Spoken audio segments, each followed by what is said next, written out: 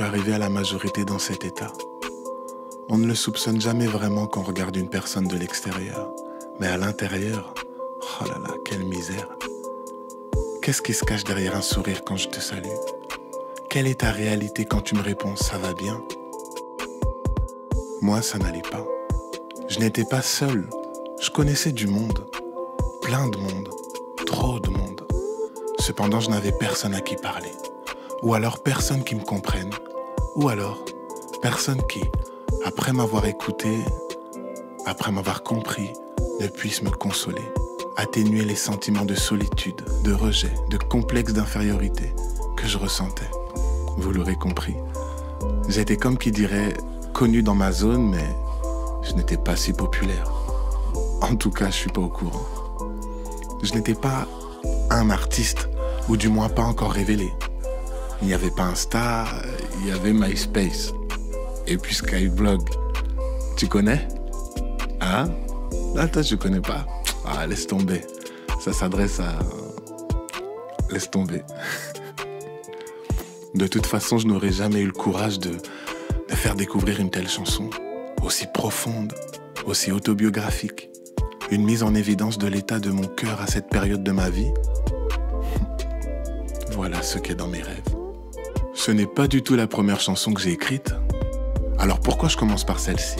Excellente question.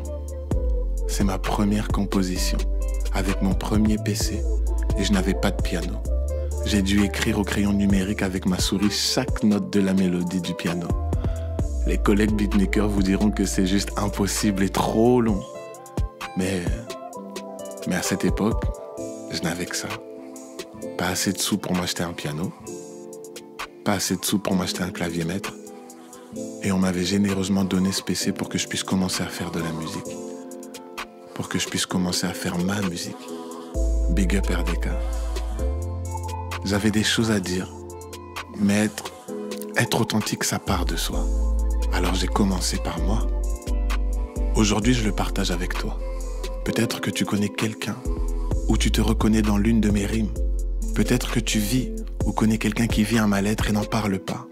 Pire encore, c'est peut-être un membre de ta famille proche, que tu estimes, pour qui tu ne souhaites que le meilleur et tu ne vois pas que ça ne va pas. Ou alors tu vois que ça ne va pas, mais tu ne sais pas ce qui va pas. Ou alors tu ressens quelque chose, tu sais qu'il y a un truc qui tourne pas rond, mais lorsque tu lui parles, la personne est renfermée, elle ne répond pas ou elle affiche un sourire de façade. Mais qu'est-ce qui ne va pas? Ou alors comment aller? Je ne voulais pas aller mieux, je voulais être heureux. Et à 19 ans, je n'y croyais plus. J'étais à des lunes de savoir la vie qui m'attendait. J'étais si scarifié par une enfance pauvre et une adolescence si brutale que je me trouvais chanceux juste d'être encore en vie. Tu imagines? Peut-être que c'est ton cas aujourd'hui. Peut-être que tu écoutes cet épisode et que tu te sens seul, marginal, incompris, mal aimé, abandonné. Quelles qu'en soient tes raisons, tes expériences, tout comme moi avec les miennes, je peux te confirmer que ce n'est pas fini. Non, tu n'as pas fini de rêver, mais plus encore, tu n'as pas encore fini de réaliser et de te réaliser. Et je suis sûr que tu le veux, mais que tu crois que le bonheur c'est pour les autres. Je pensais la même chose. Oh là là, la route n'est pas facile, je te le garantis. C'est vrai, elle est pleine de hauteur, c'est vrai. Elle est pleine de vallées aussi, c'est vrai. Mais le plus important, c'est de rester sur le chemin, de continuer la course, de continuer ta course, de continuer notre course.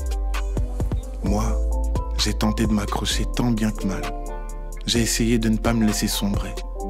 Et malheureusement, dans ma quête, je n'avais pas les bonnes armes, ni le bon équipement. En manque d'amour, j'ai cherché à être aimé. J'ai pas su choisir la bonne, et je n'ai pas su être le bon non plus. Je ne savais pas que l'amour est une personne, qu'il ne se demande pas mais se donne. Mais ça, on en reparlera une autre fois. Dans mes rêves, je vis bien, je mange bien, je dors bien. Tout ce qui est écrit, ce sont des souhaits de normalité. Tu imagines que, dans ce monde, tellement de cœurs soupirent après une vie dite normale. C'est quoi la norme? C'est quoi ta norme? Je ne suis pas normal, je suis unique. Tu n'es pas normal, tu es unique. Mais comment se voit-on? Est-ce qu'on se croit nous-mêmes quand on se le dit? Je sais pas. Et toi? On a l'habitude de s'encenser, de se dire « oui, je déchire, oui, je suis trop bien ». Un jour, un matin où tu te sens frais devant le miroir. Mais qu'est-ce que le miroir te renvoie? Est-ce que c'est du vrai bonheur? Est-ce que c'est de la vraie estime de soi?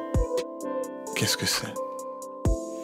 On vit tellement de choses, on expérimente tellement de choses à un si jeune âge et on ne soupçonne pas tout ce qui peut traverser le cœur d'un adolescent, tout ce qui peut traverser le cœur d'un enfant, tout ce à quoi un enfant peut être exposé, un adolescent peut être exposé, un jeune adulte peut être exposé. On ne s'imagine pas à quel âge on commence déjà à rêver et à quel âge on commence déjà à tuer nos rêves. Je ne pourrais pas dire que mes rêves ont été tués. Je ne pourrais pas dire que mes projets, mon désir de vivre a été assassiné. Mais je peux dire que on m'a empêché de penser que je pouvais vivre la vie dont j'ai rêvé. Ça, je peux le dire. Mais est-ce que c'est les autres? Ou est-ce que c'est moi? Qui est-ce que je décide d'écouter? Quel est mon code? Qui m'empêche? Sur qui je m'appuie? Est-ce que j'ai un parent, un ami, un frère, une sœur, un modèle? Qui je vais suivre pour pouvoir faire en sorte que ce que je dis dans mes rêves se réalise dans ma vie? Est-ce qu'à l'âge où j'ai écrit cette chanson, j'étais conscient de ces choses-là? Non. Le moi d'aujourd'hui rencontre ce moi d'avant. C'est un peu comme si je me parlais à moi-même aujourd'hui. Alors peut-être que ça s'adresse à quelqu'un qui est mon moi d'avant. Et ce que j'ai envie de te dire, c'est que la course n'est pas finie. Si tu pars avec une seule des choses qui sont écrites dans cette chanson, que je t'invite à écouter, si tu découvres ce podcast avant d'avoir écouté la chanson, si tu te reconnais ou si tu reconnais quelqu'un dans l'une de ces phrases, alors il y a de l'espoir. Parce que là où je suis à 10 000 lieues de la personne que j'ai été à l'intérieur. Le cœur asséché, le cœur vidé, l'âme essorée que j'avais. Aujourd'hui est complètement différente. Mais bon, je pense qu'on a un bout de chemin à faire ensemble d'abord pour découvrir par quoi je suis passé. Dans mes rêves, je n'ai pas peur d'être jugé à mes sentiments, à mes idées, à mes erreurs. C'est une utopie. Je suis fou de le rêver. Est-ce que c'est juste un rêve? Y a-t-il un endroit sur Terre où cela est possible? Le moi qui a écrit cette chanson te dirait « oublie ». Oublie fort, oublie 3 fois. Mais le moi d'aujourd'hui,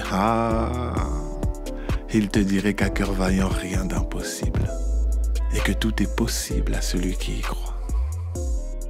L'un des problèmes majeurs que l'on rencontre quand on essaie d'aller de l'avant, ce sont nos motivations. Si elles se basent sur les bonnes fondations, sinon, elles nous transforment en bombes à retardement. Dans les prochaines chansons et les prochains épisodes qui vont suivre, nous verrons si les miennes étaient les bonnes. D'ici là, prends soin de toi et garde ton cœur.